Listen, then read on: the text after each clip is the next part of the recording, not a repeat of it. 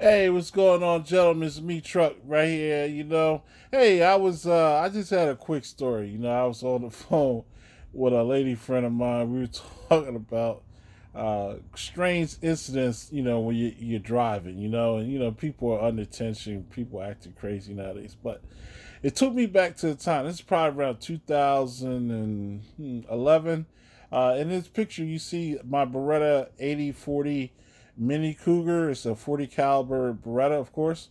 And then you see my North American Arms Mini Pug that I used to carry. And the Pug, I didn't carry it too often, but sometimes I would carry it. But mostly it was my Beretta, right? And I couldn't find a picture of my EDC, but this isn't the full my full EDC. Um, so what happened was one day, man, I came home from work and I'm parked outside my house. And basically it was I had a Russian neighbor, right?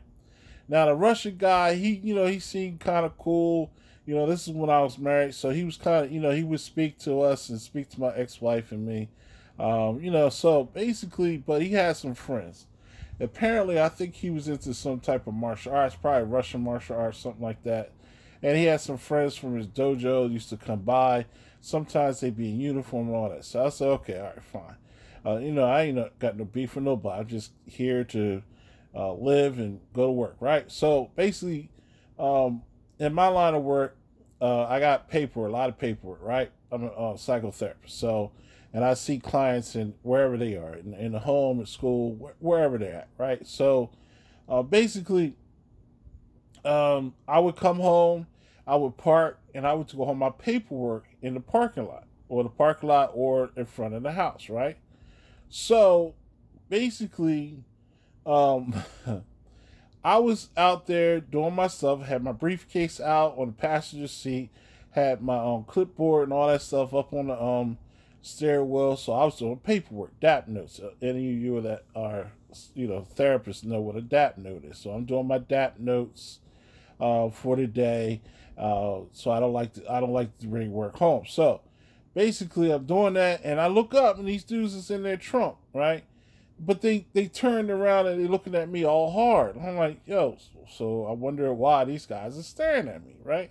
And I'm just chilling. I said, I ain't worried about them. Let me finish my work. I want to get in the house and get some dinner because my ex-wife at the time called me, let me know that dinner was going to be ready such time. You know how it go, right? So basically, I'm filling it out, filling out my paperwork. Then I fill out the one particular note, and then I looked up, and they still staring. I'm like, yo, what is this? I'm thinking to myself, oh, they're Russians.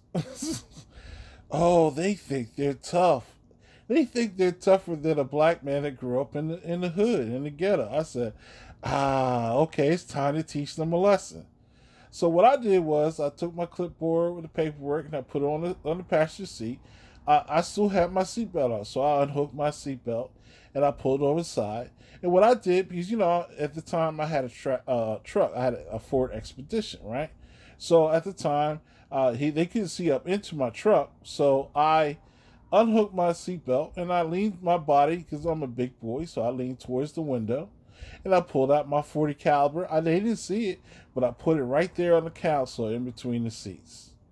And ladies and gentlemen, that one move is obvious. They saw that I had a gun. And lo and behold, when I looked up at them again, they had closed their trunk and they had started walking towards the house after they saw me look at them. So that was my Russian lesson for the Russians one day. The Russian invasion had began, and they thought they had a soft one in the parking in a parking space next to the parking lot, but they didn't. So God bless you guys. Remember, Jesus loves you, and so do I. Peace.